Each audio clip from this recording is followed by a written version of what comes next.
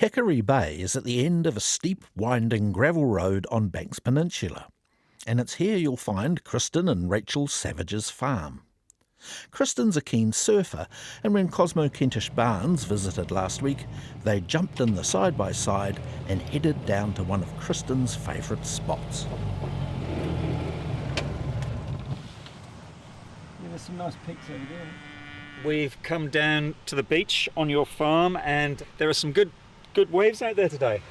Yeah, there's some nice waves there. The tide's come in a bit and it's going to be good later. Yeah, it's 2 to 3 foot and a few peaks. And on either side of the beach there are high cliffs. Yeah, totally. They open up and yeah, they're really dramatic. I see them for the first time. People get pretty amazed by them. They're big bluffs, aren't they? Yeah. There's actually a slip from the 2010 quake. Came and landed on a seal colony, apparently. And there's a few cracks up in that paddock, and when we came we thought, what are we going to call this paddock, because you can actually see through some of them and you can see daylight through them. And my father-in-law said, how about we call that paddock EQC? So that's upper EQC and mid EQC up there. So you've got the land that goes right to the edge of the cliffs. Yeah, up to the top there you can see that fence along there's a boundary fence, and then we're back up there up the hill and out a couple of k's that way up north. Yeah, we can see some cattle up on the slopes there.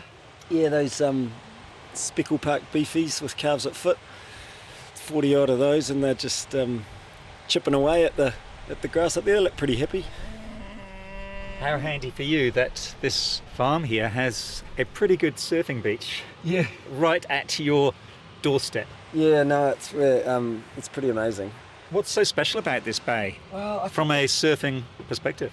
The swell's really consistent, and you probably only need half a metre of swell to get chest to shoulder high waves, and the prevailing wind is offshore. When I say offshore, but it's blowing back out to sea, grooming the waves. And the way the big cliffs work there's a bit of trick of nature, and it makes these waves kind of clean. And so there's plenty of swell and there's plenty of clean conditions, and that combination plus it's a nice peaky, bowly waves that come in, which surfers really like. And tell me about the farm. How much land have you got here? We've got 500 hectares here that we're farming, and we do some dairy grazing for the home farm in Ashburton. Rachel's parents are dairy farming down there, and so we'll graze the young stock. So they'll come as R1s in May, and they'll go home as R2s in calf at the end of April. And I really enjoy the challenge of getting the young stock looking really good and performing really well. And they do so well on these volcanic soils. They come off the peninsula so well. Yeah. And this is a certified organic property? Yeah, certified with BioGrow. The people that we bought the farm off, David de Rothschild, he converted it to organics over his 6 or 7 years here, and we were just keen to keep that certification going. Yeah. He had plans to build some sort of eco-retreat here, I believe. Yeah, didn't happen in the end, which is probably good. There's a QE2 covenant here on the this paddock we're in right by the beach. Yeah. And I think that was old Kit Gregg's legacy, that there wouldn't be any buildings near the beach, and that's pretty cool, I think. And you live here on the farm with Rachel and your children? Yes, yeah. So we've been here 13 years, and we came from Wellington. I was a commerce teacher at Wellington Boys, and Rachel was a flight retrieval ICU nurse, and we were happy as Wellington was home. And I was flicking through a farming magazine at Rachel's brother's place at Christmas one year, like I never do, flicking through Farmers Weekly, and saw the farm advertised, and I knew there was good surf there, and I just pointed at it. I said that'd be a great eco-surfing business opportunity, eco-tourism kind of thing. And one thing led to another, and we came and looked at it, and yeah, here we are 13 years later with 3 kids. But, so you didn't know anything about farming? No, I think we're driving along once, and after we'd looked at it, and Keith said, well, who are we going to get to farm it? And I said, I'll farm it, and to run it. And he said, you'll farm it. And yeah, I was just up for a challenge. I probably had no idea what I was getting myself into, but better to be scared than bored, I suppose. And Rachel's parents, Keith and Rosemary, are farmers down in Ashburton. That would have been quite handy, having that family advice. Oh yeah, absolutely. I mean, very steep learning curve going from teacher to farmer, and Keith and Rosemary are really, really amazing farmers, and I've learnt so much off them, and it would have been impossible. And we wouldn't be here without their help. And but it was kind of like sink or swim, and it worked. There's certainly some times where I thought, what the heck have I got myself into? When you first got here, did you head straight into the water? Well, I came here, I thought, the first thing you do when you wake up is you go surfing. But yeah, I probably didn't realise how many jobs there were to do and how many things needed fixing. And it's been a great thing actually right through, because it's been a break to be able to go out, and although everywhere you look, apart from out towards the horizon, you're seeing work, it's just such a good way to reset. It actually makes you more productive. Yes. Yeah. And talking about resetting, every Thursday afternoon you host the Surfing for Farming initiative. Yeah, so Here at Hickory Bay. Yeah, Hickory Bay, yeah. So there's about 25, or probably more, almost 30 now, chapters in New Zealand, and we've been running surf club here for probably 5 years, because I used to bring some of the school kids after school. I helped out for a bit there when they were low on staff to teach at Akaroa school, and some of the kids would come surfing with me after school, and it just grew into some of the parents saying, oh, well, why don't we come down and have a barbie one night? And so that turned into a weekly thing about 5 or 6 years ago. And I had mates from Wellington that surf texting me and saying, check out this Surfing for Farmers thing. So I rang up the national coordinator and said, hey, we'd be happy to open a chapter here, and might as well lay it over what we're already doing with Surf Club. So, and I'm sure there'd be some crew keen, and it's a great initiative, and the whole mental health reset thing for farmers, and we all know it's all coming at you with farming. A lot of variables you can't control is probably the main reason it's all encompassing. And so Thursday nights we'll get between 10 and 15 each week that come down and surf, and I can see why it's taken off nationwide, because I've been involved in surf clubs for 25 years, and it's just got all the elements, food, exercise, and sitting around a fire or a barbie and just chatting, and yeah, it's good. So that's going to happen soon, because it's Thursday today. It is Thursday, and the waves are good, and the sun's shining, and the sausages and the steak are all on their way, and we'll get into it, yeah. So we've got to put the trailer on with the boards and tow it down the beach here, ready for the guys, and we've just got to put a break up for these heifers over there. We're just going to give them a bit more to chew on, and they'll be happy as. Let's do it. Awesome.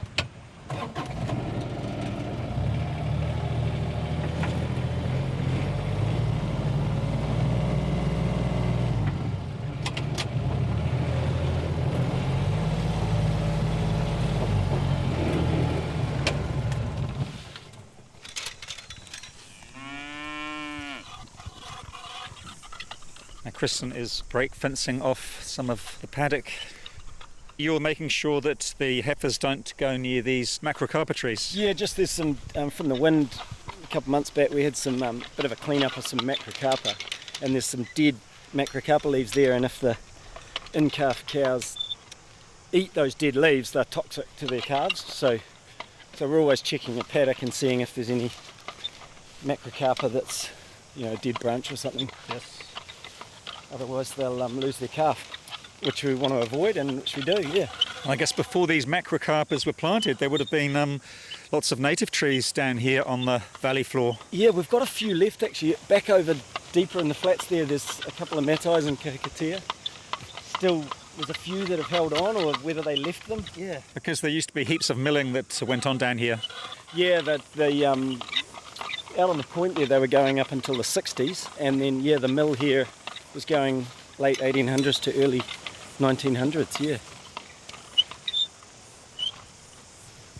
We go around, jump back in the mill, and I'll just let them into this bit. Way danger. He's just gonna head them off. I'll just tell him to go right, and he'll just pull them through the gate, really. Way danger. And he's moving about, 20 Frisian heifers? Yep. Danger, way.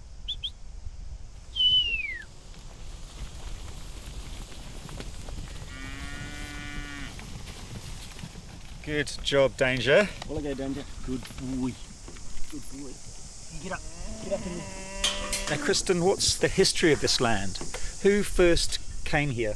Hickory's original name's derived from a hash of Waikera Kakari, the Bay of Angry Waters. So the Māori couldn't land their canoes here, so it wasn't ever settled by Māori. But there was a guy by the name of Harry Head who came in the 1860s, and he was pretty eccentric, and he drove some cattle down and managed to, it was just super thick bush, and he just apparently just dressed in a sack with holes cut out the sides, and he farmed a few cattle, and they called him the Hermit of Hickory Bay. But yeah, he was pretty pioneering. Well, those farmers will be getting here soon, won't they? Yeah, they will. We better go.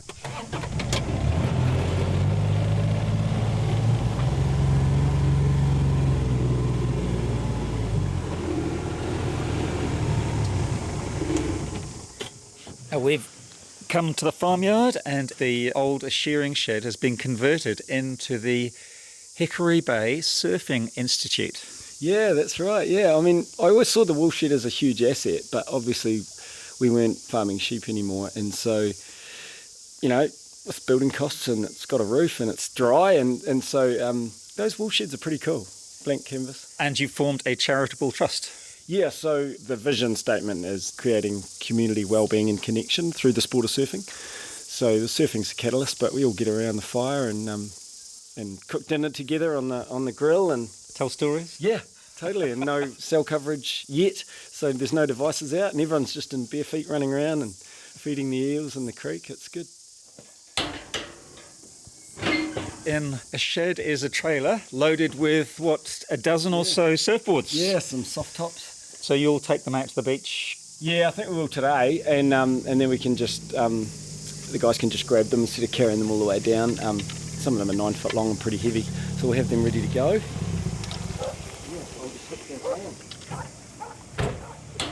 As soon as the farmers arrive, they slip into their wetsuits in the farmyard and head off for a surf.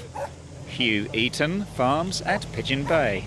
I'm here for two reasons. One is as a trustee of the local Rural Support Trust. That's about 5%, but 95% because I just really like coming down here, surfing. We are walking across a paddock now, heading towards the beach, and it really is quite an idyllic spot, isn't it? It is, yes, yeah. It's a classic Peninsula bay in a way, with the cliffs on both sides. It's unique with the amount of surf and sand along here. There's probably only a couple of other bays on the peninsula like this. Is Thursday afternoon always booked out for surfing? Yes, it is, yeah. I had a look around a while ago and realised that most of the others are about my kids' age, but they don't seem to mind. Had you done any surfing before you started doing this? Nothing for about 50 years, right back to holidays at the beach north of Wellington at Raumati, and sharing a huge old fiberglass board with two friends. Yes. What do you love about surfing? Why do you love being out there on a board? It's a little bit like some other things, like singing in a choir or going for a long run or something like that. It's just completely different and separate from day-to-day life, and gives you a break away from thinking about what's going on and just focusing on what we're doing now. We have got to the place where Kristin has dropped off the surfboards, and so I guess now you just go and do your thing. Yes. So these are all soft top boards for beginners, and they're great. They've been donated by different organisations. Yes. And surfing farmers here and around the country provides everything really. They provide wetsuits and boards and rash vests, and then various sponsors do a barbecue afterwards. And what Kristin's trying to do here just matches the Rural Support Trust objectives really well. What do you do at Rural Support? 1 week in 4 I'm on the 0800 number, so I'm on for 24 hours a day for a week, every fourth week. So you can get calls any time of the day or night? Yes. Yes. Yeah. And does that happen? Yeah, it does. Yeah, it's quite a challenge really, because the phone goes and I never know whether it's going to be somebody wanting a chat or somebody wanting to, somebody really distressed, or somebody potentially thinking of suicide. So there's that challenge, which is quite stressful. Do you get trained up for those situations? Yes, I do, but I spent 40 years as a farm advisor and a valuer, and so I've got that background as well to go with it.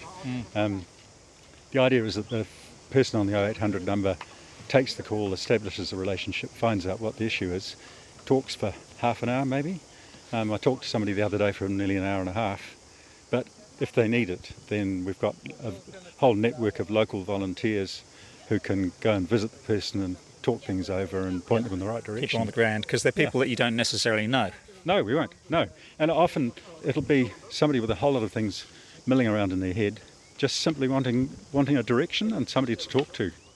So just talking can help consolidate somebody's ideas and help them move on to the next step of how to act and what to do and who to contact. Well, I can see why the Trust is backing the Surfing for Farmers initiative, because it ties in with those ideas of talking, sharing, and I guess forgetting about farm life for a few hours. Yes, it does.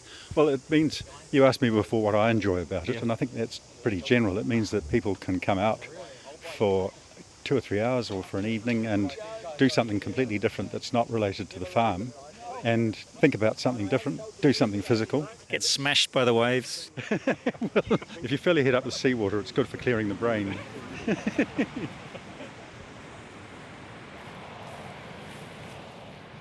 Kristin, we've come down onto the beach and some of the guys are already in the water. Yeah, they're keen. The level's going through the roof. Each week they get better and more confident. And, it's not about that, but a byproduct of it, some of them really jump to it and want to get into the surfing more. Yeah. Some guys are just happy to go out and just fall off and get smashed around. How often do you go surfing here? But at the moment I'm just trying to get out whenever it's good. But it's so much more special when you can share it with people. And, I love it when I look out the window and there's guys surfing that have come over from town. I'm like, oh, cool. Well, everyone is in the water and the waves are looking pretty good tonight. Not huge, but they're holding up pretty well. Who am I with here? My name is Greville Walsh. So I am instructing here tonight. I'm an instructor for the farmers, and we've kind of got a group here that have got a lot of experience coming down at the moment. So but we do get some newbies from time to time, and they get a lesson when they come down and a bit of instruction. And it's just a good night had by all. So obviously we're here for a bit of safety. If anybody got caught out in a rip or drifted out to sea, we're here to help out and make sure none of that happens. Are there any rips tonight? Yeah, there has been a few rips. The tide's sucking out at the moment. Nothing too major. We've got quite a few experienced surfers right out the back kind of patrolling that. So I think everybody's in safe hands there this evening. And how good for farmers to be able to come here and do this? It's just an amazing thing. A lot of these people are working in very isolated places here. And so I think it's actually really good for the well-being, especially the people here in the Peninsula, because it is, you go to one social event and it takes you 40 minutes driving going from one bay to another. As the crow flies, everything is 5 minutes away, and as the truck drives, it's a whole load of loose parts and gravel, and you just you get used to it here. But it's definitely a different, unusual way of life. But as you can see, it's an incredibly beautiful place, and I think that's what attracts people to living here. Yes, and are you going out for another surf now? Yeah, I'm going to go out for another surf now, join the guys out there. So I felt a little bit of a cramp there, so went and got hydrated and back out again. Enjoy. Thanks, Cosmo. Now, Lyndon, what's it like in there? Cold. No, it's good. Feel alive. Feel like $1,000,000. Are you going back in? No. You've done your dash. I'm last in, first out. Did you get some good waves out there today? Yeah. Yep. It was a bit scrappy, but it's everyone's having fun. I was down the end there. The guys are catching some big ones, so that's good. Why do you come down and do this surfing? What does it mean to you? Well, I look at the sea every day where I work, and I don't appreciate it. And since this Surfing for Farmers started, I've been here at the start, right from the start, and I absolutely love it. Makes you feel alive. I guess it's also a good chance to catch up with other like-minded people. Correct. Yep. And there's a lot of people here that you wouldn't think would be doing this, but everyone loves it. You sit around afterwards and have a steak and a couple of beers and a yak. No one talks about farming. The WhatsApp group's going about Tuesday night, oh, you're going or you're not going, I'll pick you up or whatever, So we'll see each other in the street in Akaroa, and that's the first thing everyone asks is, what were the waves like, last time you were out or something like that. So that just shows you how people are into it. Do you check the wave forecast before you come? No. If there's nothing, there's nothing. We still go out there and have a good time. It doesn't matter. If it's houses coming at you, well, everyone gets out there and hangs on and gets into it. Yeah. And you've got your kids here. Yep. So they do surfing here on Tuesday nights, but they didn't go this week, so they thought they'd come tonight. So Yeah, they're doing pretty well actually, aren't they? yeah, they enjoy it. Out in the big waves. Out in the big waves, showing everyone up. Has this ignited something in you that you hope to keep going? Oh, definitely. Now the kids are into it. You know, we're doing it as a family now. So the four of us are out here having a go. You know, so we wouldn't have done that if it wasn't for Surfing for Farmers. Goffs Bay farmer Lyndon Palmer. Cosmo was also talking to Hugh Eaton, Greville Walsh and Hickory Bay farmer and Surfing for Farmers surf coach Kristin Savage, who also runs the Hickory Bay Surfing Institute from his Banks Peninsula farm.